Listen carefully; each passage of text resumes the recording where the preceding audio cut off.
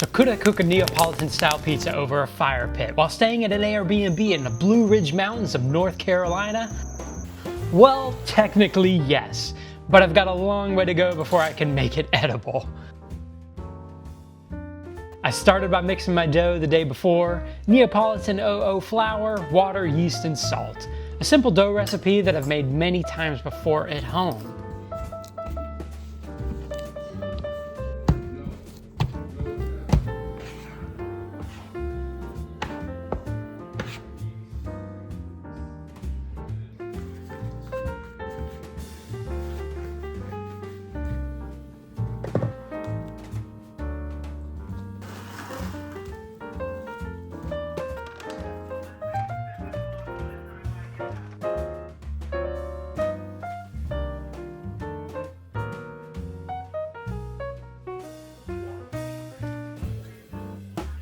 I split the dough up into 3 equal-sized dough balls with the hope of being able to try all 3 of these out, learn what goes wrong on one, and then at least hopefully get one of these pizzas right.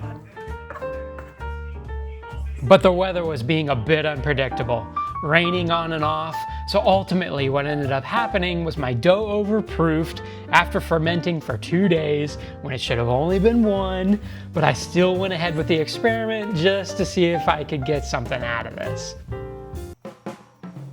The Blue Ridge Mountains in North Carolina are a beautiful backdrop for having some outdoor fun.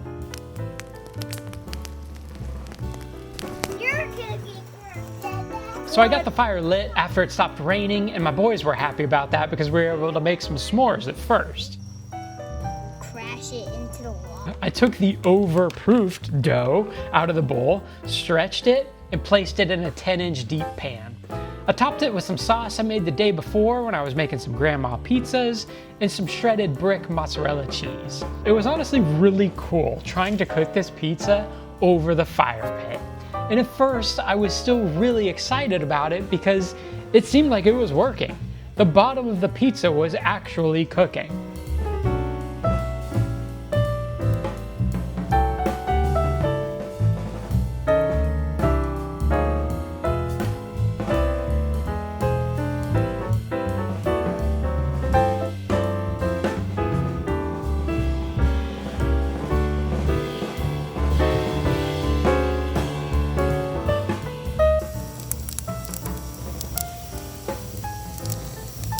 So the bottom had some kind of browning to it, but ultimately I think the fire wasn't burning hot enough to really get the bottom cooked properly in the pan. Hear this, look at the crust.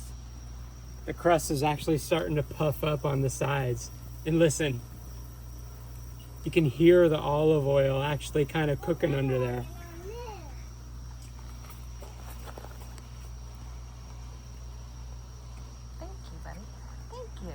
Can you look in there and see right in that corner? You see the olive oil bubbling?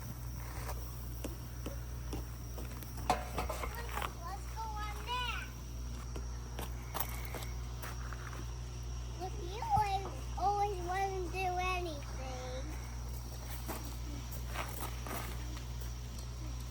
So I'm trying to move this pan around to simulate like spinning the pizza in an actual pizza oven. Because I'm noticing that like the flame is, you know, licking certain parts of it, and I want the edge of the crust to get crisped up too. Here comes Turkey. Here comes Tracky. And here comes the choo-choo. This is a way to cook a pizza. I don't have high hopes for it tasting very good. The dough was very flat in the first place. This was like a haphazard experiment. It's freaking beautiful out here, but it's been raining a bit during the day. When I wanted to do this earlier, it didn't quite work out because it was raining. So here we are kind of just like, oh, let's go. We got a dry time, let's try it. The crust is puffing up. Like it is definitely puffing up, and the cheese is melting. Look in here. Woo! Look at that! Okay, so I totally wrecked that crust trying to pick it up and move it, but you know, experiments. Fire's still decently going. I'm gonna bring this guy on inside and we're gonna try to finish it up in the oven. So I made the call to bring it inside and try to finish the top with the bake in the oven. I let it stay in the oven for another 6 minutes and took it out in hopes that maybe I could get something edible.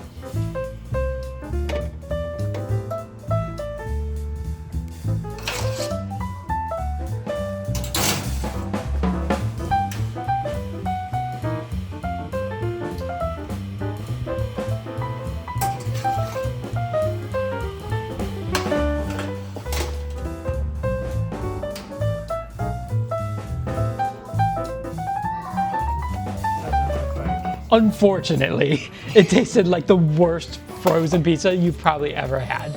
The crust was terrible. Obviously from the overproof dough in the first place, but also because the flame I think just wasn't hot enough. The oven didn't do it any more favors, and it honestly just dried the pizza out.